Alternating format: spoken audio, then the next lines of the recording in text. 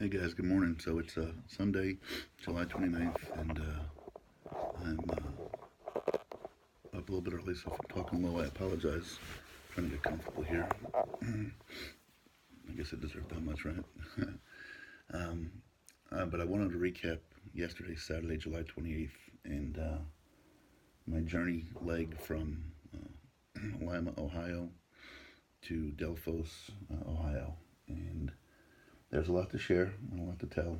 Um, there's a lot to tell about leaving Milo and getting up here, and then about the folks that I met and stayed with. It's going to be longer than one video, I'm sure. So I'm going to try to get as much of it out as possible. But yesterday was a really special day for me because it was the first day that yesterday was exactly the way I imagined the journey going when I took off on it.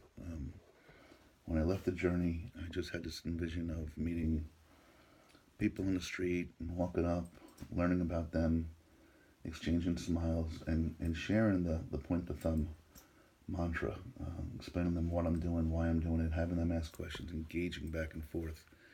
And it hasn't really happened on the trip. The trip has been um, certainly filled with some wonderful people on maybe a one-on-one basis, but not in sort of a community driven way. And I think that's because it's been mostly highway, and the road I haven't been through towns per se. I haven't walked through towns. And in fact, if I wasn't put up at a hotel on the east side of Lima, I might not have experienced this yesterday. But being where I was, I had to walk right through downtown Lima to continue on my way up to Delphos. Um, so the story kind of goes like this, picking up yesterday.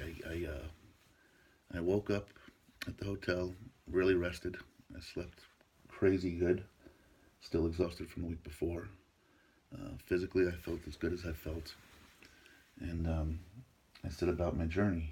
And what was nice, it started out even in the hotel. On my checkout, the young lady behind the counter, I gave her my card and told her what I was doing. And, you know, not too long after on my journey, she was following me and was supportive of the journey. It was kind of neat. But I wasn't a mile into the journey when I came across these four folks. When you head into Lima, from East Lima, there's a little triangle as the road splits, and it has a welcome to Lima sign. And there's four people cleaning up this area, taking the weeds out, taking the trash out of it. And I know they're volunteers, and they don't have to be there. And I stopped and talked to them for a little bit, and great people, and took a picture with them, and started the day off really nice. And it really only got better. So what happened was the Lima News, which has a circulation that goes out, had done an article on me. So um, it wasn't like I was a surprise to people. Not everybody, but a lot of people had seen the story or knew a little bit about me, and that was great. So as I kept walking through town, I tend to stop in. Uh, I try to be my own hype man, and I tend to stop in every McDonald's and mini mart along the way, and get a little water, rest, charge my phone, just get my card out. And I stopped in the McDonald's in town, and I covered this yesterday in yesterday night's one, but I kind of kicked the journey off again. So I met this woman who was, I guess, reading my card or looking into me while I had a sandwich and a soda, and she was very sweet and said, honey, if this was next Friday, I'd give you $20, but I don't have it. I'm so sorry. And there's no reason to be sorry. I said, thank you for following. I appreciate it. That's what it's about. A young man came up to me, Roger, who gave me a couple of dollars, and I said thank you, and shook his hand and asked him his name. But I feel like I didn't do enough. I wanted to get to know him a little bit, and I didn't. I was in the process of getting directions, and like I said, in fairness to Roger, I probably owe him a little bit more than that.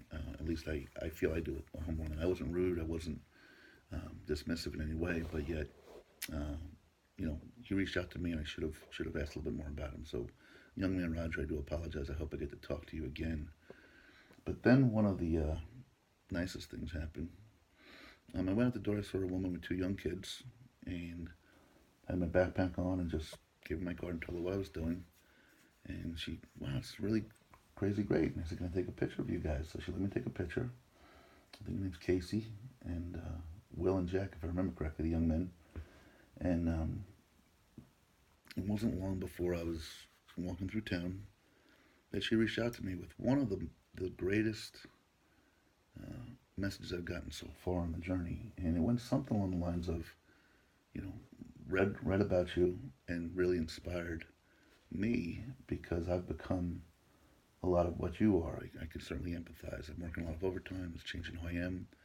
And on top of that, and this is what meant so much, it opened up a line of communication with my kids and a conversation that I wanted to have and hadn't had before and wanted to share with them. So it just was a really genuine, and that's what I'm hoping to do with this journey. I'm not hoping to change anybody's life. I'm not hoping to change anybody's mindset. I'm just trying to open up perspective, let people pause and think for a minute. Then at that point, if they choose to do what they do, they choose to do what they do, right? Whether it be a view I might have on anything social, politics, racism, friendship, treating people, to just pointing a thumb. So that meant a lot to me. So here I am walking across the town on a high, and then another thing came up that meant so much to me. In town, there was this four-way stop sign, and the cars facing me in the traffic I was going had to be 10 deep.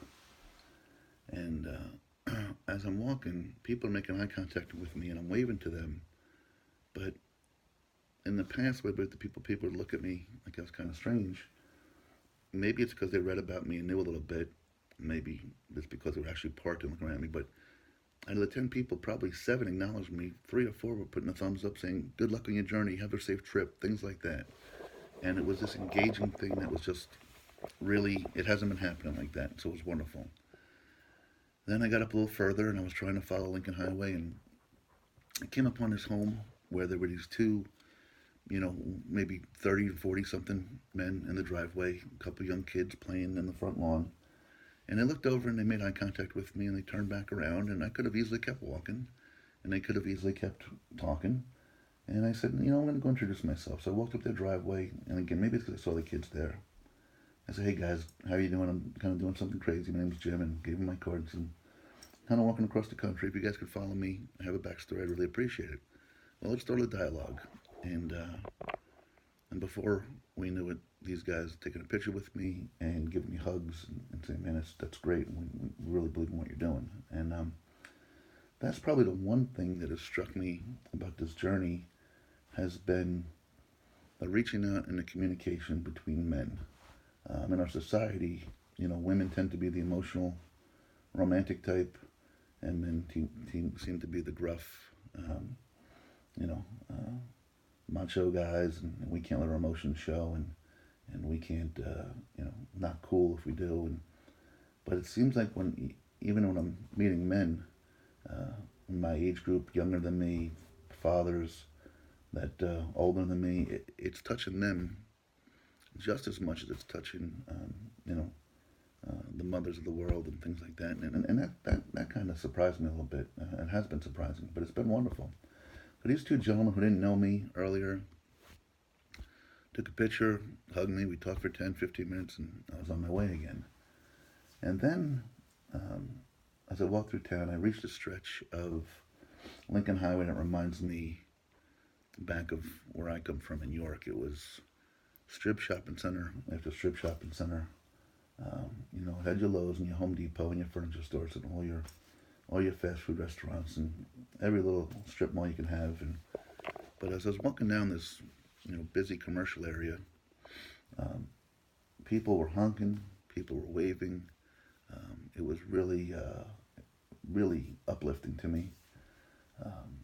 And I'm sure I'm going to forget some people. There were some folks that were working for a furniture company that was liquidating, and they had the car signs on there, and there were like 3 of them there. And I guess one of them had recognized me, and I just went up to him and said hi. And said, oh my God, I saw you, and the other 2 didn't. She said, come on over here, you got to hear what he's doing. And just opened up dialogue. It was just great to talk to people, and certainly this is why I wanted to do what I wanted to do.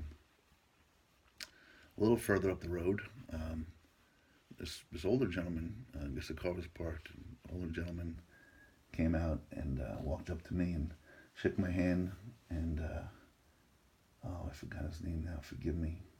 His wife's name is Virginia. Mr. Bear. I don't use last names usually.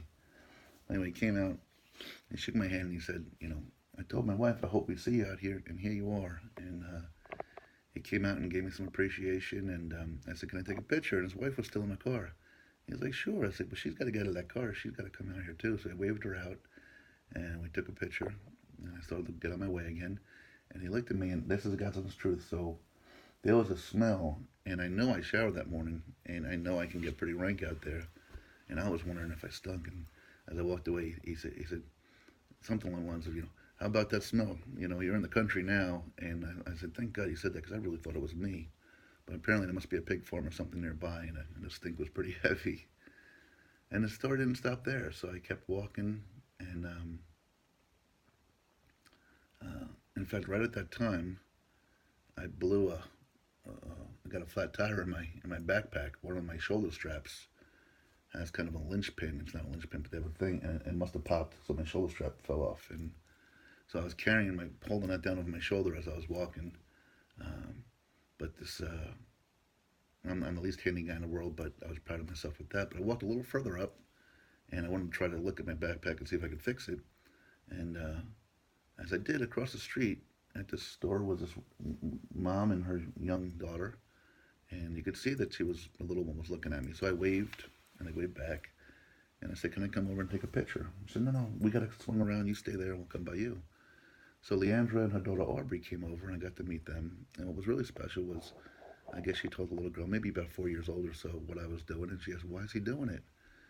So I tried to explain to her in my best 4-year-old that, I have a little girl too, and unfortunately, because I became a little bit less nice, that I didn't like it, and I wanted to show my daughter that there are good people out there, and she took a picture with me, sweet as could be, and it meant a lot to me. And not long after that, I carried a couple little tools with me, one of them being a set of needle nose pliers, and while waiting and looking around the ground over there, I found a little piece of wire, and it doesn't sound like much, but for me, it's a minor miracle. I was able to kind of jerry-rig my backpack, so I believe it's fixed now, and I should be good for a little while. And so that part was great. So I kept on my journey, and not long thereafter, I got was it a phone call? I got a text message, and said, hi, do you have a place in Delphos yet? I said, no, I didn't. And they said, well, consider yourself that you have one when you get up here. My husband and I would love to get to meet you and have you for the night. And here's our address. And gave me their names. And I said, that's great. I appreciate it. And kind of keep you updated as I go. And that started my journey into the evening, which is one of those stories which will be the second part of this. But I'll never be able to do justice in a video as to the things I learned and took place. I'm going to save the next video for them specifically, but another cool thing that happened was, and I'll talk about this later, but a few people reached out to me, do you have a place?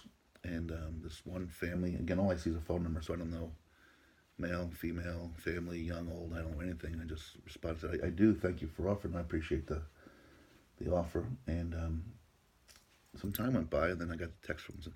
Well, we'd really like to kind of reach out to you, where you're staying. And I don't know if I should be giving out people's names or anything like that. I don't even know where I'm staying exactly. So I just mentioned the first name, and one of the things she does is runs an online magazine, and I mentioned that. And it's got to be 9:30 at night, and then there's a knock on the door, and in walks Tiffany and her 4 children that wanted to come say thank you to me, meet me, give me a box of granola bars, basically. Gave me a little bit of support to get me through. And so here it is, 9:30 at night. This woman and her family, husband was working a double shift, and she said, I just want to teach my kids the right thing. And she came and sought me out, and came over to Laura and Mark's house, and did that, which is another amazing gesture. So I'm going to wrap up now. This will be the morning part 1. Morning part 2 will be more about, Mark and Laura and everything I learned from them. So guys, thanks for listening. Love you guys. Kira, Len, and Grace. I'll talk to you soon, guys. Love you.